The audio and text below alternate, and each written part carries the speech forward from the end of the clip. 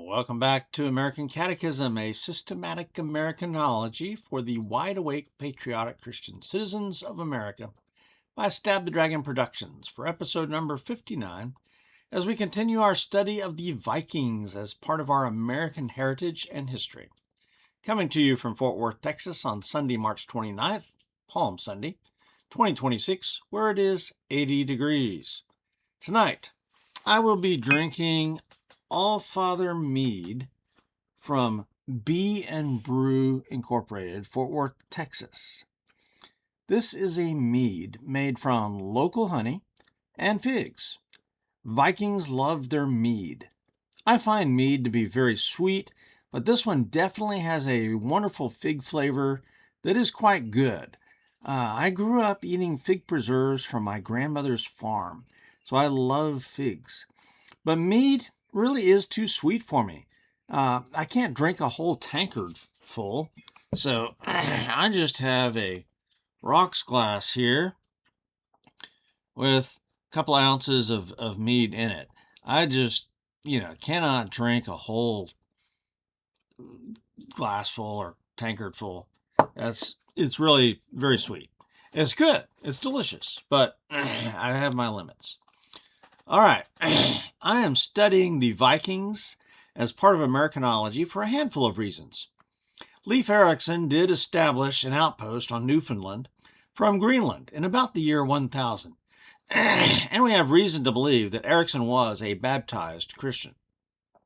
The Vikings invaded and ruled over parts of England, Scotland, and Ireland for hundreds of years, beginning in the late 8th century. And their language, customs, and bloodline entered into the English, Scots, and Irish, and from there to America. And since we were founded primarily by these peoples, not the Somalis or other Muslim peoples who had no part in building our nation, these Vikings are part of our ancestry. In the 1800s, there were a few waves of Scandinavian immigration into America. So there are many Americans of direct descent from Scandinavia. I think I've got some Scandinavia in my bloodline.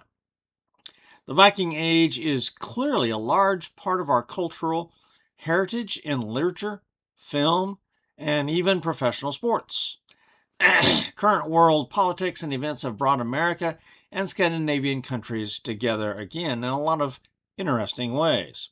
Think Greenland or the war in the Ukraine. Those wild and violent pagan Vikings were ultimately conquered by the gospel of Jesus Christ, and the Viking kingdoms became Christian kingdoms. That is a story the modern church needs to hear. And last but not least, the elite leftists want us to forget our cultural heritage and history so they can mold us into the passive, weak sheeple they need for the New World Order. So, take a glass of mead and cheers to the Vikings.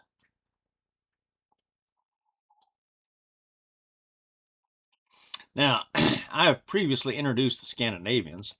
We now need a very brief introduction to the English before we go on with the story of how the Vikings invaded England, because America was founded primarily by the British. Yet most of us don't know the ancient history of England. Okay, there are ancient signs of human life in Britain going back 700,000 years. Homo sapiens only goes back to, well, it depends on who you listen to. Everything from 6,000 years ago to 44,000 years ago to 300,000 years ago. It just depends on who you read. And continuous habitation in England starts about 13,000 years ago, with the end of the last ice age, which is far more recent than early man in America. And so I wouldn't be surprised if older sites are found eventually in the British Isles, because now, in the Americas, the older sites are stretching back 20,000 years ago, 30,000 years ago. But these Neolithic humans in what is now Britain built things like Stonehenge and many other stone megaliths somewhere around the 3rd or 4th millennium BC. The Bronze Age came to the Isles about 2,200 years ago, or 2200 BC actually. And the Iron Age entered about 1,000 years later, maybe around 800 BC. At about the same time that the Iron Age was beginning, a new people group began invading Britain, known as the Celts, the Britons, from which Britain gets her name. The name Celt comes from the Greeks, who called the strangers from Central Europe the Keltoi, while the Romans called them Gauls or the Galli. The Celts may have originated in Eastern Europe, but spread throughout. They had their own culture and language, but many different ethnic tribes. The story of the Celts is rooted really in their language, for the Celts were, and still are, a conglomeration of peoples speaking a series of related languages. So they're more of a linguistic group, not a national, ethnic, or racial group. Another Celtic tribe, different from the Britons, settled the Green Isles that would become Ireland. And then there's the Picts, or the Caledonii, another Celtic group who occupied what would become Scotland. Notice that one people group invades the territory of another that is technologically or culturally inferior, and then they soon take over. This is human nature. It is the way of things, and it's usually not pretty at all. The Romans had been invaded by the Gauls, or the Celts, in 390 BC, and Rome had been sacked and burned. So this defeat gave the Romans a fierce hatred and fear of the Gauls and of being invaded, so they proceeded to wage war against the Gauls for centuries. In 55 BC, Julius Caesar had been fighting the Gauls in what is today's France, and then the Britons had been giving support to the Gauls, so Caesar used this as a reason to invade Britannia. By 87 AD, the Romans had conquered all of Britannia up to, but not including, Scotland. Christianity then was slowly introduced to Britannia in the 3rd century by merchants, sailors, and soldiers, but it was a minority religion, a religion of the occupiers primarily. Eventually, Christianity did become the official religion of the Roman Empire in 380 AD by a decree from Emperor Theodosius. But by then, things were falling apart in Gaul, and by about 410, Rome was pulling their troops out of Britain. The Western Roman Empire was in fact collapsing.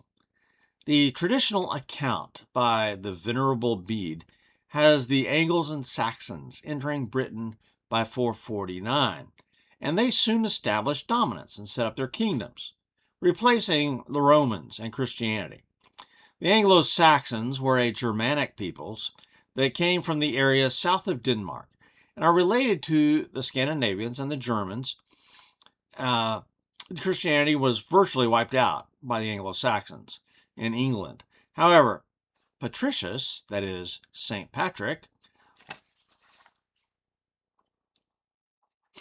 was a 5th century Romano-Briton who went to Ireland as a missionary and brought Christianity to the Irish Gaels, possibly by the 430s, thus starting what would become Celtic Christianity.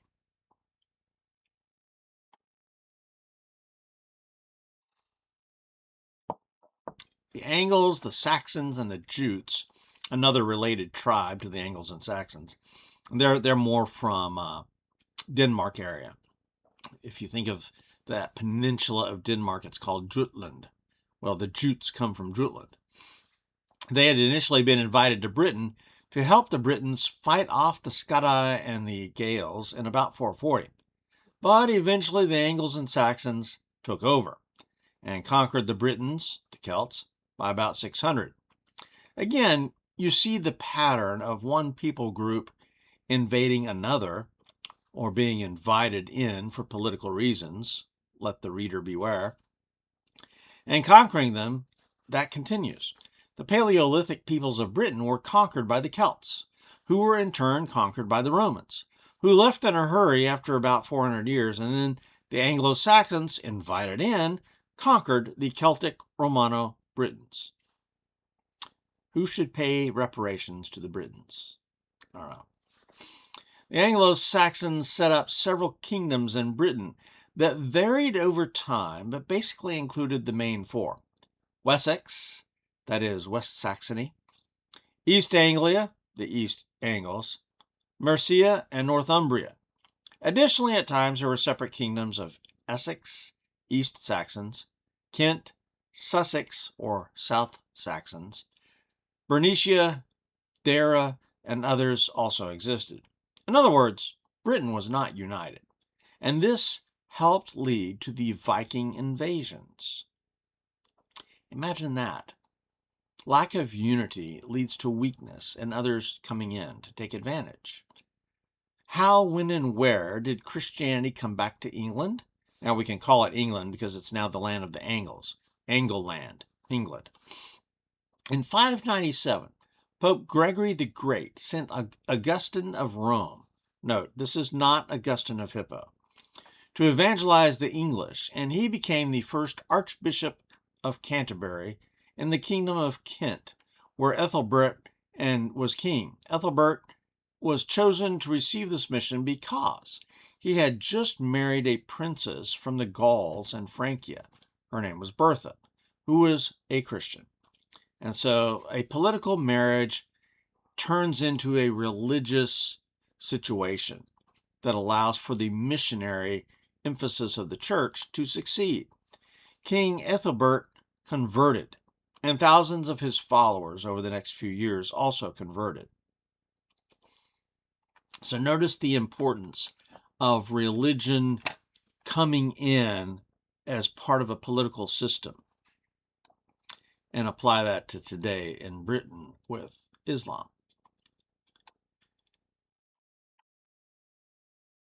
There was another re-entry point for Christianity into England, and that was Northumbria, the northern part of England, above the Humber River, but south of Scotland. King Oswald of Northumbria had spent much of his youth exiled in the land of the Picts, that is, Scotland, but came back to rule in about 634. He had been led into Christianity while he was with the Picts, and before a major battle at Dennisburn against the pagan king Cadwalla, with a far superior army, Oswald led his army in prayer to Christ for victory. The Venerable Bede writes, Oswald summoned his army with a loud shout, crying, "Let us kneel together and ask the true and living God Almighty of his mercy to protect us from the arrogant savagery of our enemies. Since he knows that we fight in a just cause to save our nation, the whole army did as he ordered, and, advancing against the enemy at the first light of dawn, won the victory that their faith deserved." Note, many today complain about Pete Hegseth, Secretary of War under the Trump administration for the USA. He has a very public faith as he conducts the business of war for President Trump. He prays in public. He quotes Bible verses and history. He states his theology. He leads Bible studies for the Department of War personnel. He invites pastors in, like Doug Wilson. He wants to make chaplains great again. Hegseth has read his Bible and his history, and the press of today hates that. Bede continues the story of King Oswald and tells how, after solidifying his kingdom, he sent word back to the Scottish elders and requested that they send him a bishop by whose teaching and ministry the English people over whom he ruled might receive the blessings of the Christian faith. His request was granted without delay, and they sent him Bishop Iden.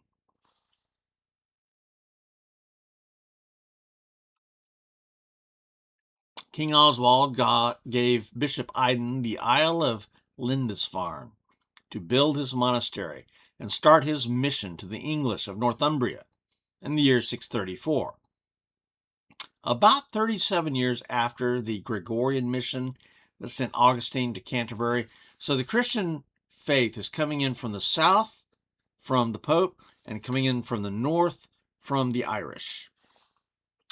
Therefore, the and the Scottish, the Scottish church came from Ireland. So the Irish church sent missionaries to Scotland, and then Scotland sent missionaries to England. Therefore, the Lindisfarne Monastery, remember that name, Lindisfarne, was revered as the place where Christianity came back to England from Ireland via Scotland. And remember that Patricius, that is, St. Patrick, brought Christianity to Ireland from Roman Britain. So there's a whole circular pattern going here. The Irish had established monasteries in a variety of places in Scotland, like the island of Iona, which then sent the mission to Lindisfarne.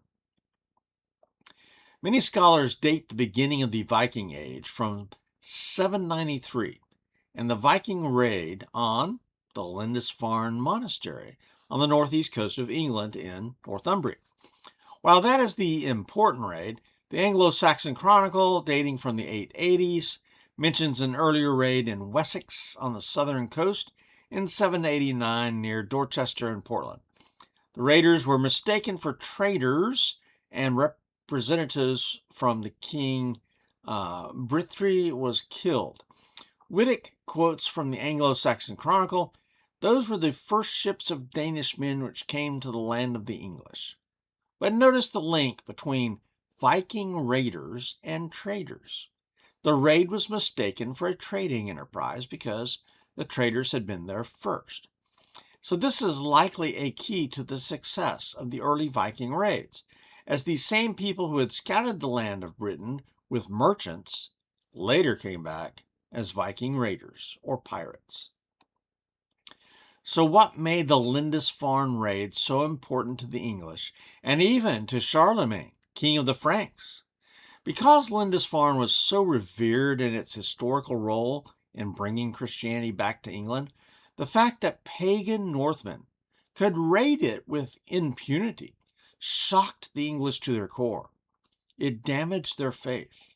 Charlemagne's most trusted advisor and teacher was Alcuin of York, Britain, in the temple of in Northumbria. And Alcuin compared the sacking of Lindisfarne to the twofold destruction of the Temple of Jerusalem by the Babylonians and the Romans. Now, Anders Winroth, an author of Viking books, continues by quoting from Alcuin's letter to the leader of Lindisfarne, Bishop Higbald. "Is this the beginning of the great suffering, or the outcome of sins for those who live there? It has not happened by chance, but is the sign of some great guilt." So they're interpreting their current world events through their theology. These questions by Alcuin, over 1,200 years ago, are key questions that I am still asking throughout the study of Americanology. And they represent questions that God's people have always asked when dark times descend upon them. Is this disaster the beginning of the great suffering? That is, the judgment of God? The end of times? The great tribulation? Is this national crisis a judgment for our sins? In looking at the fall of America, or the fall of Britain, the fall of Western civilization that I am living through and watching in live time, I must ask these same questions. And the observation by Alcuin that it has not happened by chance is one of the truths that I am hoping to expound upon in this study of history. You see, God reigns over history.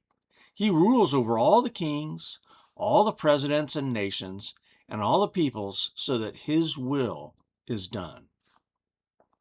The Viking Age had different phases, beginning with the small raid phase lasting from about 789 to 834. These raids tended to focus on seaside monasteries and churches, or coastal towns. These surprise attacks by just a few ships would suddenly appear on the horizon.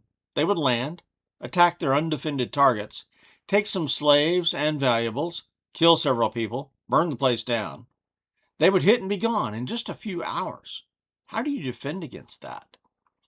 Monasteries and churches were particularly choice targets because they were the focus of culture, education, and skilled artisans who worked in gold and silver.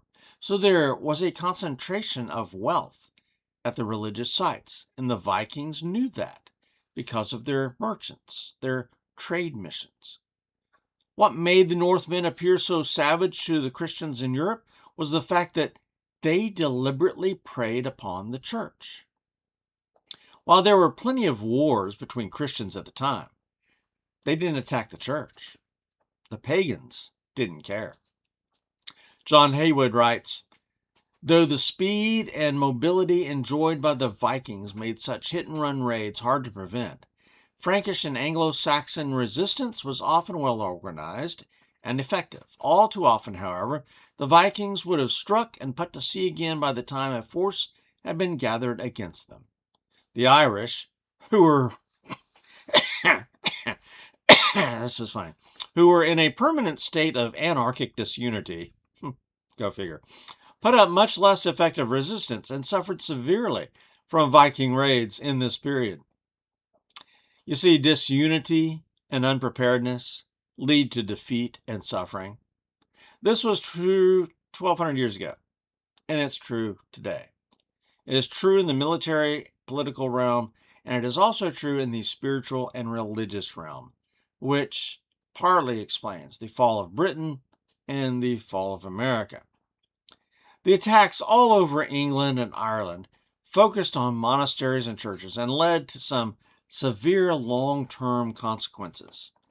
The monasteries and churches were the centers of learning. There they had the land records and the great medieval libraries, all of which was burned by the barbarian Northmen. Even the quality of Latin in the following generations shows a decline.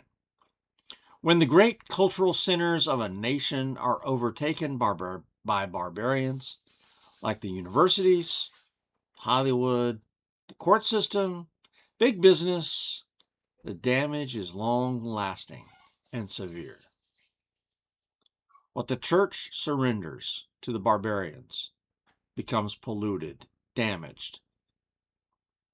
All right, our application. Can we legitimately make application of this history? What's the point? One of the problems, I think, in Western civilization today, and in America, as the ultimate end result of Western Civ, is that we have forgotten our heritage. We, like every other culture, have a violent and complex heritage. Our ancestors fought, waged war, and dealt with problems in ways that today we look down upon. But we have not had to face the same issues. It is way too easy to criticize with the hubris of being more advanced, forgetting that we are here now because of what our ancestors accomplished and struggled through. The Vikings were energetic, aggressive, opportunistic, and did damage to the church in the short term, causing church leaders like Alcuin and Charlemagne to question what the Lord was doing. Today, the Church of England is deeply into heresy. Just this last week, they installed the Archbishop of the Church of England, who is now a woman, while Islam is flagrantly, deliberately conquering their land. But from many reports, there seems to be a revival happening in England. People realize things are bad, and the judgment of God is upon them. Maybe this revival will be large enough to turn the ship of state around, and maybe not. The longer you go with this problem of Islam, the harder it will be to get rid of. What the Vikings could not do, perhaps the Saracen of today will do. Only God knows. So pray for the hearts of the true British people to turn to Christ, their only hope. Next up, there is much more to the story of the Vikings in England as part of our heritage, so perhaps next time we will look at the rest of the story. For now, this is American Catechism, in hoc signo vinces, out here.